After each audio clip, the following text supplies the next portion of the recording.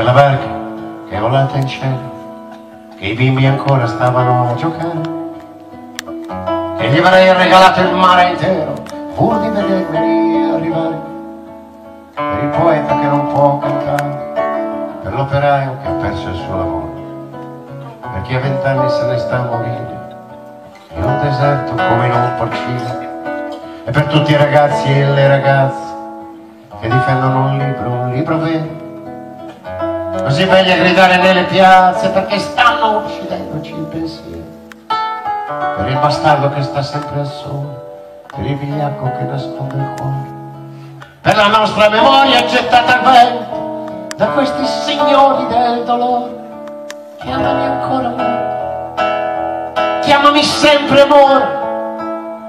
che questa maledetta notte dovrà pur finire, perché la riempiremo noi da qui di musica e parole. Chiamami ancora amore, chiamami sempre amore, e in questo disperato sogno tra il silenzio e il tuono difendi questa umanità, anche restasse un solo uomo. Chiamami ancora amore, chiamami ancora amore, chiamami sempre amore, perché le idee sono come le farfalle che non puoi togliergli le ali, perché le idee sono come le stelle che non le spengono i temporali, perché le idee sono voci di madre che credevamo di avere perso, e sono come il sorriso di Dio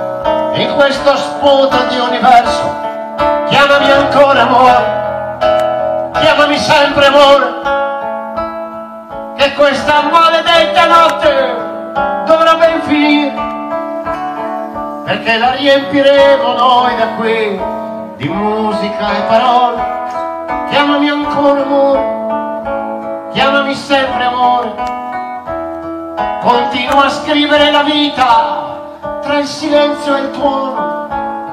difendi questa umanità che è così vera in ogni uomo. Chiamami ancora amore, chiamami ancora amore, chiamami sempre amore, perché noi siamo amore.